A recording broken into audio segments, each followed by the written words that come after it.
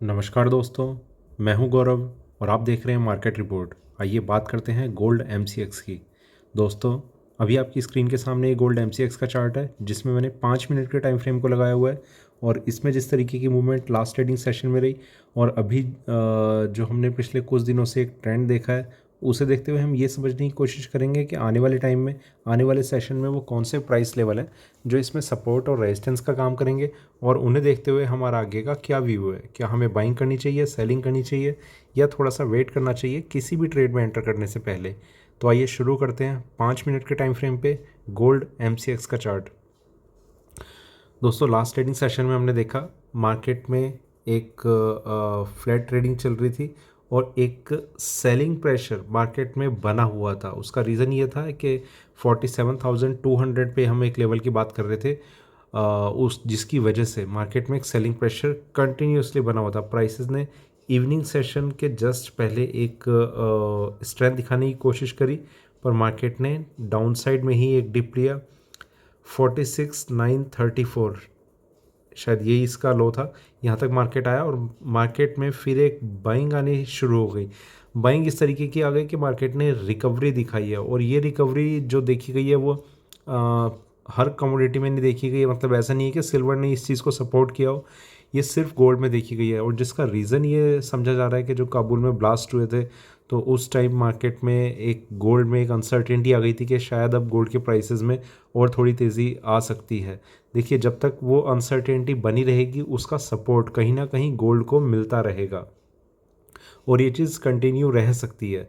ठीक है, तो उसके लिए मतलब अगर हमारा जो रिस्क है वो कम से कम बना रहे उसके लिए हमारे सामने सिर्फ लेवल्स हैं कि हम अगर मार्केट में हमारी शॉर्ट सेलिंग की पोजीशन हो तो एटलीस्ट हम एग्जिट कर जाएं, या फिर मार्केट अगर नीचे गया था तो अगर हमने पार्शियल प्रॉफिट या प्रॉफिट बुक नहीं किया तो ऑब्वियसली कि हमें स्टॉप लॉस ज़रूर मेंटेन करना चाहिए। ये सारी चीज़ें कहाँ कहाँ पर रहेंगी, कौन से लेवल्स रहेंगे, उसके लिए हम थोड़ा रोज़ बात करते हैं। ठीक है, मार्केट ने उसके बाद थोड़ी सी करेक्शन दिखा के क्लोजिंग दिखा दी इसकी। मतलब जो लास्ट ट्रेडिंग प्राइस था वो था 47,249 पे। इस तरीके से मार्केट का ट्रेड चलता रहा।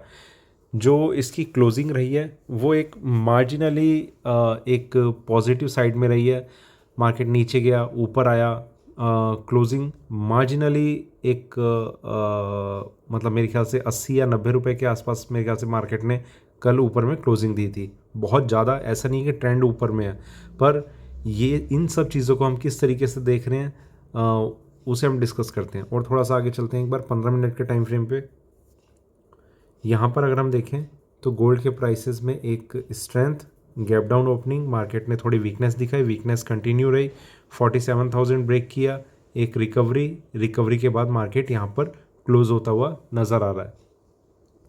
कल लाइव सेशन में मैंने कहा था कि गोल्ड में देखिए एक साइडवेज ट्रेंड होल्ड हो सकता है, जिसका रीज़न यही है कि अनसर्टेनिटी जब तक वहाँ पर बनी रहेगी कि सिचुएशन जो है वो नॉर्मल नहीं हो पा रही, तब तक गोल्ड के प्राइसेस में ख़ास तौर से एक सपोर्ट मिला हुआ रह सकता है। और एक चीज़ और है कि अगर इसी तरीके का एक ट्रेंड दिखा के गोल्ड क्लोज हो जाता है यहीं कहीं पर, मतलब $1,800 के आसपास की अगर मैं बात करूं, तो काफ़ी ज़्यादा चांसेस इस चीज़ के भी रह सकते हैं कि गोल्ड नेक्स्ट मंथ के स्टार्टिंग से ही एक स्ट्रेंथ को दिखाने की कोशिश करे, जिसमें ऊपर में 1840 तक के भी लेवल अगर टच हो जाते हैं तो कोई बहुत बड़ी बात नहीं होगी। ठीक है, तो इस चीज़ का भी अभी थोड़ा सा ध्यान रखेंगे। क्लोजिंग, मंथली क्लोजिंग काफ़ी मैटर करेगी।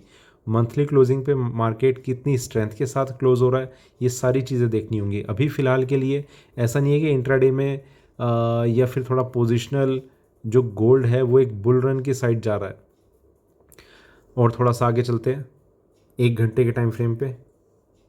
यहाँ पर अगर हम देखें तो गोल्ड के प्राइसेस में एक अच्छी खासी strength, consolidation, upside, a small correction and then a small recovery को भी अगर हम देखें तो अगर मैं आपसे कहूँ कि इस पूरे कंसोलिडेशन में मार्केट अभी वहीं पर है, ये रिकवरी सिर्फ कल के ट्रेडिंग सेशन को देखते हुए हमें नज़र आ रही है। ठीक है, और पर इसमें एक जो इम्पॉर्टेंट चीज़ है वो ये कि सिल्वर में कोई रिकवरी देखने को नहीं मिली। सिल्वर में मार्केट जो था वो वहीं नीचे क्लोज हुआ अपने लगभग लोएस्ट लेवल के आसपास, और गोल्ड में एकदम से एक रिकवरी, तो दोनों में जो एक कोरिलेशन है वो नहीं बन पा रहा। तो उसकी वजह से उसका रीज़न क्या है, उसका रीज़न एक ही समझ में आ रहा है अभी तक। देखिए ये अगेन सेम थिंग के मार्केट नहीं, सॉरी, अफ़गानिस्तान में जो अनसर्टेनिटी चल रही है, सिचुएशन का जब तक नॉर्मल नहीं होगी गोल्ड को ये सपोर्ट मिला रहेगा। देखिए हमेशा ऐसा होता है कि जब कुछ एक इकोनॉमिक स्लो डाउन की तरफ मार्केट जा रहा होता है तो उसका सपोर्ट कहीं ना कहीं गोल्ड को मिला हुआ होता है। बाकी सारी कमोडिटीज़ में एक सेलिंग प्रेशर आप देखेंगे, पर गोल्ड को कहीं ना कहीं उसका सपोर्ट मिला रहेगा। अब इस सपोर्ट को हम चार्ट्स पे किस तरीके से देख सकते हैं, वो हमारे लिए लेवल है। यहाँ पर मार्केट में करेक्शन आई थी, थोड़ी सी रिकवरी है। अभी ऐसा नहीं है कि इसने कुछ अपसाइड ट्रेंड के साइन दिए हैं। वो साइन कब आएंगे वो भी थोड़ा सा हम ऑब्जर्व करते हैं और थोड़ा सा आगे चलते हैं 4 घंटे के टाइम फ्रेम पे। यहाँ पर अगर हम देखें तो गोल्ड में कंसोलिडेशन, एक क्रैश के बाद मार्केट में लगातार एक स्ट्रेंथ बनी थी, कंसोलिडेशन। ये पूरा का पूरा एरिया जो है वो मार्केट में किसी डायरेक्शन को इंडिकेट नहीं कर रहा, ये सिर्फ ये इंडिकेट कर रहा है कि मार्केट में अभी ऊपर जाने में, मतलब जो इसका ये अप ट्रेंड था इसे कंटिन्यू करने में थोड़ी सी प्रॉब्लम आ सकती है। थोड़े से छोटे टाइम फ्रेम पे गोल्ड ने सेलिंग प्रेशर बनाया है, ठीक है, जो अभी तक कंटिन्यू है, ऐसा नहीं है कि वो ख़त्म हो गया। सिर्फ इंट्राडे में अगर जैसे हम देखते हैं कि 100-200 पॉइंट के लिए अगर मार्केट में कुछ ट्रेंड आ रहा है तो सिर्फ इंट्राडे में, मतलब जो सिंगल डे का ट्रेंड है उसमें गोल्ड ने थोड़ी सी स्ट्रेंथ दिखाई है, क्योंकि वहाँ पर लेवल्स जो हैं वो बहुत स्पीड से चेंज होते हैं।